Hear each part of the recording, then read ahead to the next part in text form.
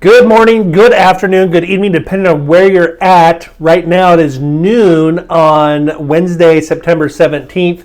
I'm posting late today because I wanted to see what the Feds were going to say with their announcement today. They did cut the Fed fund rate by 0.25%, and their comments are saying that they can expect 2 more by the end of the year. So what that's doing, the market has a lot of volatility today. My prediction is that we stay on track with the trajectory we were going, which was slowly improving, which is right where we want to be. Now, there may be some volatility today and tomorrow. We'll see if that evens out and we stay on track. So with that said, how would I finance today's home of the day? That's what we're going to look at. Normally we would go to Mortgage News Daily and show you where rates are at, but Mortgage News Daily's website is currently crashed, probably getting a tremendous amount of traffic. So we're going to skip that today. Rates are so far are unchanged from yesterday. The national average on FHA, which we're going to look at today, is still at 599. So this home in Ridgefield, Washington hit the market today, and I think it's the perfect example of what we're going to see a lot of over the next 4 to 6 months, okay? And that is 3520 North 6th Circle in Ridgefield, 4 beds, 3 baths, 2566 square feet. You know, if you have a family, you're wanting to move into the Ridgefield School District, you need more square footage, this is a perfect example of that scenario. This home was built in 2013. And it is listed by Rebecca. Let's see what Rebecca has to say. Very interesting. First sentence, mortgage savings may be available for buyers. There is a very legalese correct way of saying that we have a motivated seller. And what I believe she's alluding to is what we've been talking about at length on this channel is the 2-1 temporary buy down. So that's exactly what we're going to look at. Tucked away on a cul-de-sac, quiet cul-de-sac, this stunning 4-bedroom Craftsman with a 3-car tandem garage offers a perfect blend of style, space, and location. Inside, you'll love the open concept layout designed for entertaining. The main level features soaring ceilings, warm laminate flooring, a spacious study, and a bright great room that flows seamlessly into the kitchen and dining area. This kitchen shines with stainless steel appliance, eating bar, and pantry for all your storage needs. Upstairs, retreat to your vaulted primary suite with ? New dual vanities, a tile shower, and tile flooring, 3 additional bedrooms, a versatile loft, and a convenient laundry room complete the upper level. Let's look at some pictures.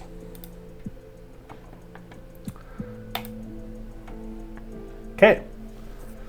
Love the 3-car tandem garage. So meaning that it's a 2-car garage, but one of them is double in length. You can see we're on a cul-de-sac. Appears to be a fenced yard. Nice mature landscaping. Home curb appeal looks like it's in good shape. Nice flat driveway. Nice front covered porch. Okay, this must be the front study. We have a couple bullet windows, which I like, especially when you're close to your neighbors. I like the bullet windows, lets the natural light in, but still gives you some privacy. There's carpet in here. Wide plank, laminate flooring. Like the updated fireplace. Let's see if we get a better picture of it. Somebody came in here and updated this with shiplap. I think that looks really nice. Ceiling fan, recessed lighting, wall mount TV.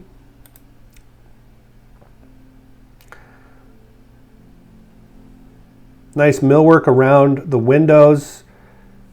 You know, a lot of upgrades at this price range.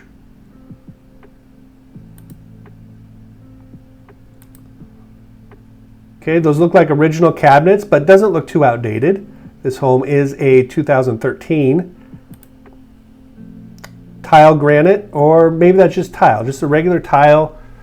Countertops in the kitchen, gas range, nice fixtures.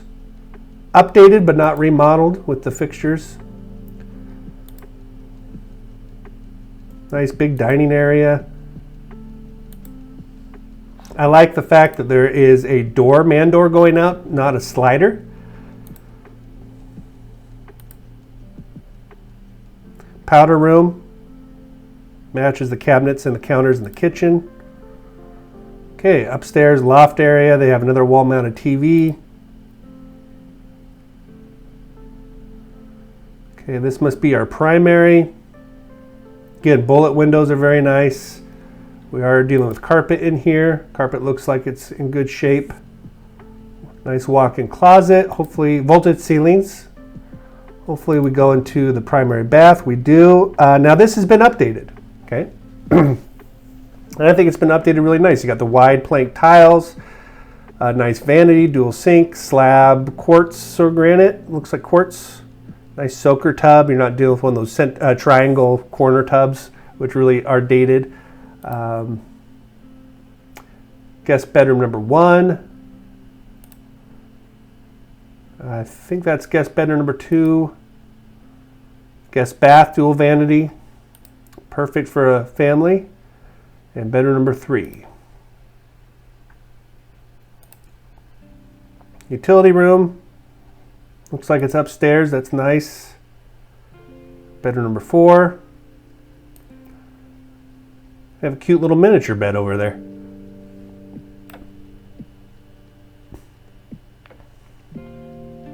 View out to the cul-de-sac. Okay, fully fenced backyard. Does offer some privacy when you are close to your neighbors. Covered back patio. Very nice for this price point. Enough room for a trampoline, raised garden beds.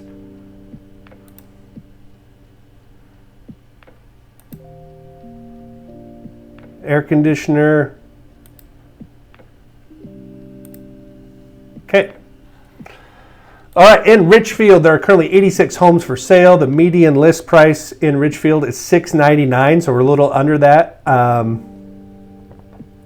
At 2,700 square feet is the average for homes that have gone pending, $695 for 2,300 square feet, and then for homes that have sold, $620.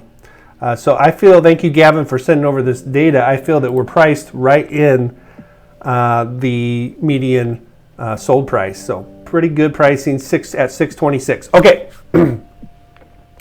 So in this example, the way I'd finance this, if I was maybe had a little bit of equity from a sale, or I want to make this my first time home, and I need a family house, I'm coming in FHA. I want to leave as much cash in my pocket as possible. $626 is our purchase price. Our loan amount with 3.5% down would be $615,265. National average on FHA today is 5.99. That's going to be volatile for the next 72 hours, okay? But my prediction, we'll see if this happens, is we're going to continue to slowly improve. If we look at a breakdown of our payment, $36.84 is our principal and interest. Property taxes $422. Homeowners insurance somewhere around $100 on this home a month, and then mortgage insurance, which you have for the life of the loan until you refinance or sell the house, $275 a month. That gives us a total payment of $44.82. Now, we're going to come in and ask the sellers to pay for a temporary 2-1 buy down. And this is the key when you see a motivated seller. I think this is at least what you can get away with. You can probably come in here and ask them to pay for all of your closing costs plus the 2-1 buy down, but we're going to have them cover just the 2-1 buy down in this example. Year 1, your interest rate would be 3.99. Okay, we haven't had a 3% interest rate available since COVID. You can have it as an introductory rate for the first 12 months, bringing your payment down to $37.30. Saving you $751 a month for that first year. In year 2, your interest rate would be bought down temporarily by 1%. 2 the first year, 1 the second, hence the name 2-1 temporary buy down. This is a loan feature that can be added to almost any program out there. It's not a program, it's a loan feature. You can add this to a VA, you can add this to a 20% down conventional. So year 2, 4.99, saving us $386 a month for year 2. And then years 3 through 30, we're back up to our 5.99 and a 44.82 payment. And hopefully, during this time period, we can catch a refinance somewhere around here. Whether that be another FHA loan, we just do a streamline refinance, or we can do a full refinance out of FHA, reduce that mortgage insurance, or remove the mortgage insurance possibly.